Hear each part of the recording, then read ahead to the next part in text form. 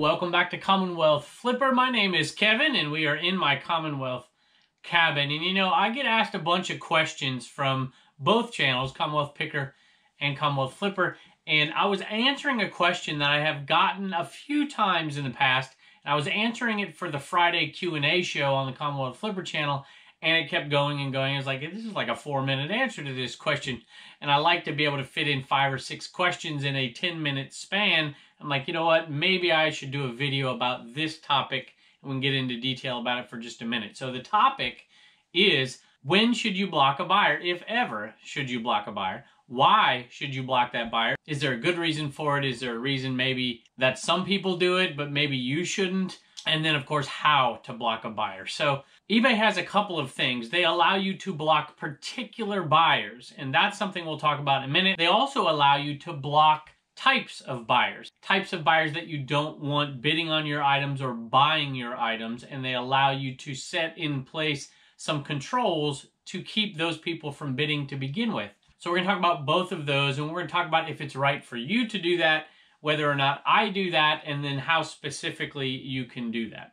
So I'm going to tell you really quickly, for those of you who want to look at some of the things I'm talking about as I'm talking about them, I'm just going to say it really quick, how to get there. And there's a couple different ways to get to what I'm talking about, where you can look at how you can block certain people if that's something you're interested in. If not, at the end of the show, I might turn the camera around, show you really quick how to get there and what specifically you can do.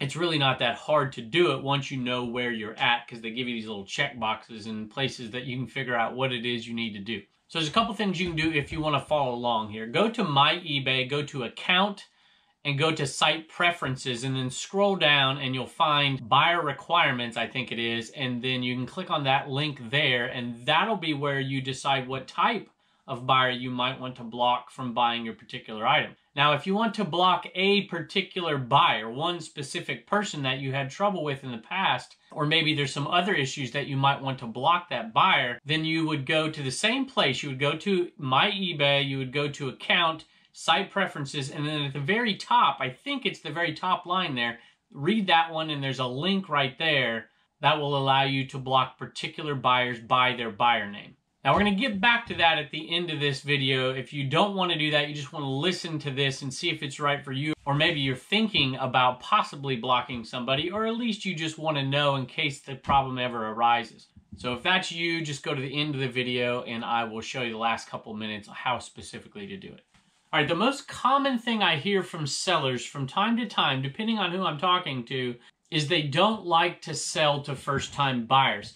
To me, that makes me cringe a little bit, because eBay as a platform needs to grow, and how do we ever grow unless we're selling to first-time buyers? Now, I totally get the sentiment, however, and I do think possibly if you are a new eBayer, if you are somebody new to selling on eBay, it might be an option for you depending on what situation you're in, especially what financial situation you're in. If you can't afford to have one sale go bad, then maybe it's a decent thought process for some of you.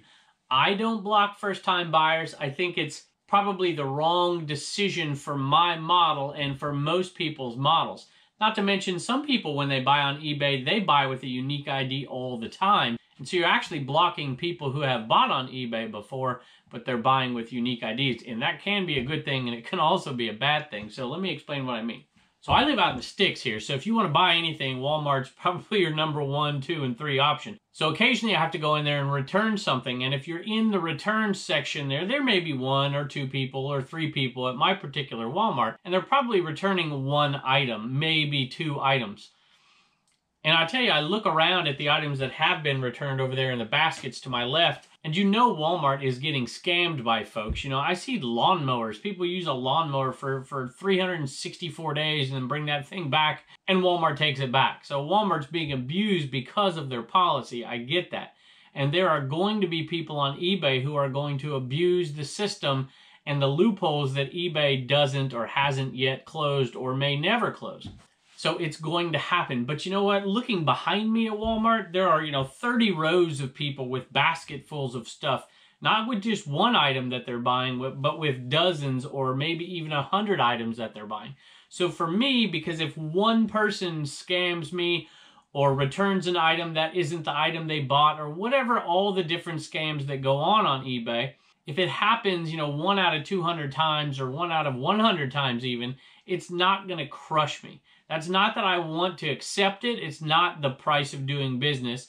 And I hear people say that. And there is a price to doing business. Not that you should ever accept being mistreated or that you should ever mistreat other people. But let's face it, in the world we live in, you're going to have to deal with this kind of stuff. So I personally don't block first-time buyers. And my experience with first-time buyers is mostly good. Probably 99% good, maybe 98% good, but at least 98%, if not more. So I don't have that many problems. Now, I will say this.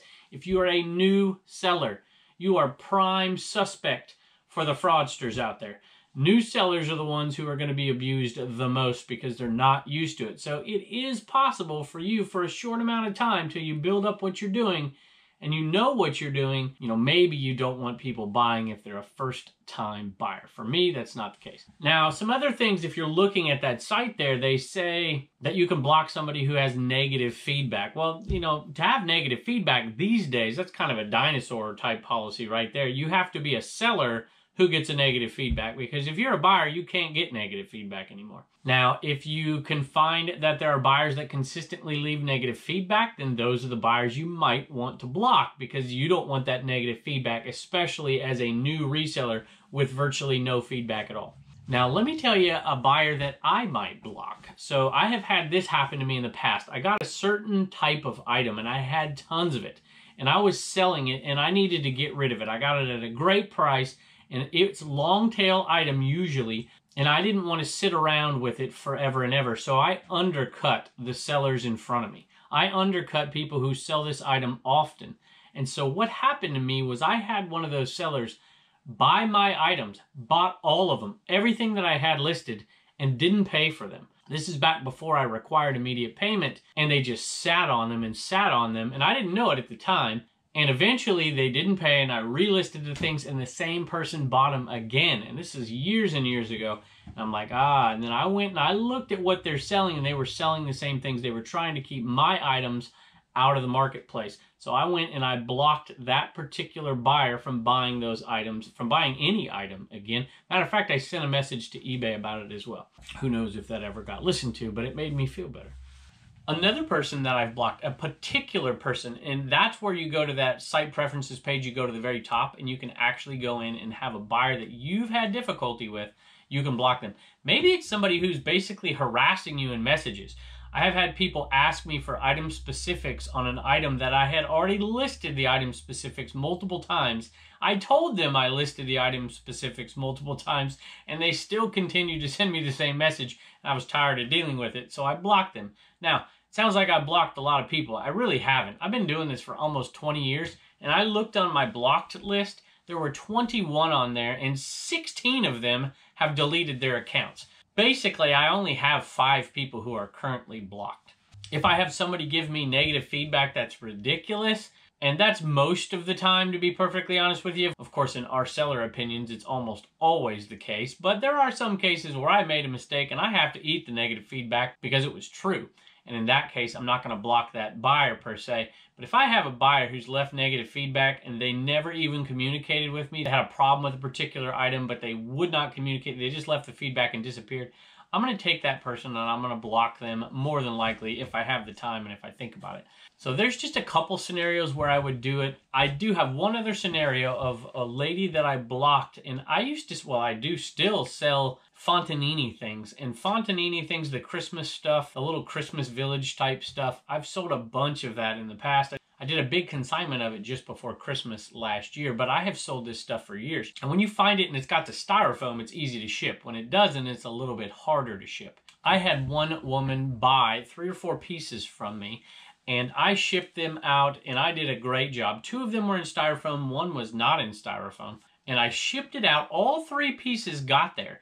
And she left negative feedback. This is years and years ago. She left negative feedback for me because I didn't package up the one that wasn't in styrofoam to her requirements, to her specifications, to satisfy her. The item got there safe and sound. Didn't break. I did a great job packaging that item.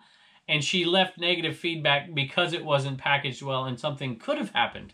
And I'm like, oh my goodness, I have tons of this stuff and she's bought 3. I think I'm probably going to block this person right there because I don't want to deal with that before. I can't remember if I dealt with eBay to get that one removed or not. It's been so long. But I knew I didn't want this person buying anything Fontanini off of me. And clearly she was somebody who was going to buy a bunch, and I had a bunch to sell. And I knew I was going to sell it for a long time.